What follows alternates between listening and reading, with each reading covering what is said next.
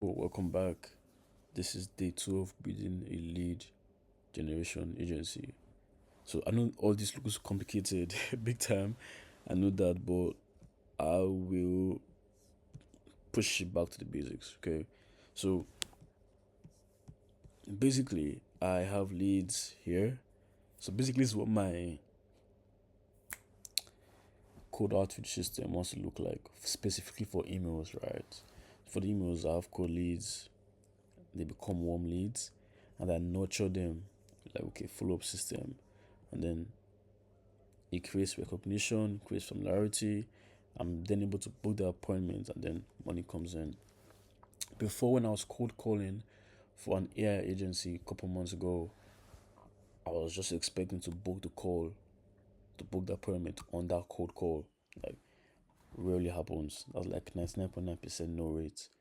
But actually nurturing them like a follow up, taking your time. It's like you're growing a plant, water, giving it attention, you know. Then eventually they'll book the appointment with you. So moving back to this diagram, um, list of your cold leads, right? So they become warm leads because you sent cold emails. Because you sent cold emails. Now, very cute picture, I know. Very, very cute. Now you're doing lead nurturing, follow up system, right? And time. So let's say this is a graph, right? Let's say this is a graph, and this is time, this is nurturing, and this is that's time, and this will be appointment rate, and this graph will be representing payment rate, time, nurture system. So this is like a nurture system basically. Uh, the more time you take to nurture, the higher the percentage of you closing the appointment. You know, just a higher probability of you setting an appointment. If you take a 10, 100 days, if you take 50 days, and yeah, I was doing it in one day, so the probability was very, very low. You get a lot of guys saying, they've closed it in one day, but man, I'll be honest, full ups for days, especially in enterprise to enterprise, they take a long time. That's why I hear a lot of stories, people telling me that calling other enterprises, they have to speak to the assistant, the sessionist assistant, and just slowly climb their way up. The newbies in the game just expect to book an appointment on the first day, which is just crazy. And that's the mistake I was making. So heading back here, you know, nurture your leads, they become warmer leads. They're able to set the appointment, they're smiling. Fulfill your targets, you make bread. Cold call, first day, angry, angry, angry. And I was trying to force it so yeah to set an appointment on. Obviously, it failed. It failed. I won't lie, guys. I was cold calling for probably I was an appointment setter for more than 3 months and so like 90 days, and I set no appointment. The ones that were close were actually follow ups, and because of this, I actually built a follow up system right here. Yeah. So those are my leads. Don't want to gas it up too much, but those are my leads. And I've got the emails here. I've got last contact dates. Let me actually put this in red. Show my bad. I shouldn't be swearing that. Can you put that in red? Okay, baby, it's red, red. Just to show, okay, why I'm nurturing these clients. And this is my system. This is the anything system that I'm using. So basically, what it looks like is that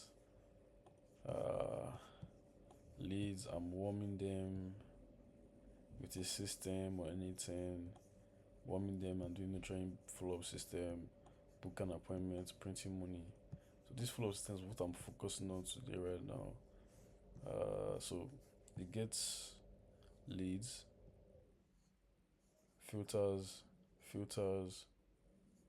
I'm using a scraper to go in the website to scrape the emails out and code some regex, JavaScript coding, filters. He adds those emails here, and then probably add those emails. Those emails have a those leads will get emailed, and then like a follow-up system branching out. It's gonna get really crazy. And what I'm just looking at right now is trying to solve this. Columns matching columns is required for the append. What? I thought I already blasted it. Set columns to a non-empty string of header names that could be for the rule. Like times like this, I just put it into ChatGPT.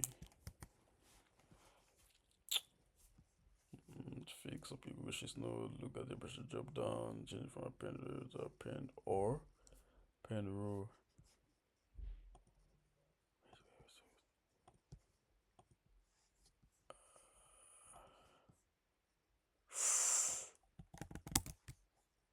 Wait, I think I might be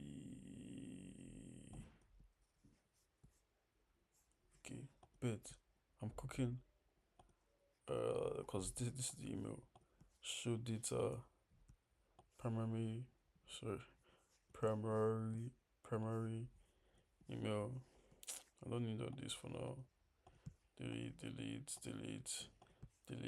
business name. Going back to the get sheets business name. This has to work. So basically I will just delete that. So this has to work essentially. So if from the data that it will create a duplicate match, bro. So I'll just run it, try it again, because it's gonna take a long time. I don't have time to waste on the video. But that's literally what I'm doing right now. I work on the backend system, and yeah, this video is mostly about the code emails, what my code email system looks like, and I've got leads right now, probably like 100 leads. So 100 leads. Oh my god, this is just getting juicy now. No, pass it through a funnel. Right, just pass it through a funnel. Pass it through a funnel. Probably one person. Let's say 50. Let's say 50. Let's say 20 reply. That's pretty good. So 20% reply rate. What? So that's 20% reply rate. And let's out of those 20 that replied, 10 nurturing 10, right? So that's so I'm actually going to be targeting this room number as 50% nurture rate, right? And the next step here is set appointment. I'll be very honest, probably like 50% as well. 50%. Set an appointment. How many actually do it? Probably one. So this is a 5.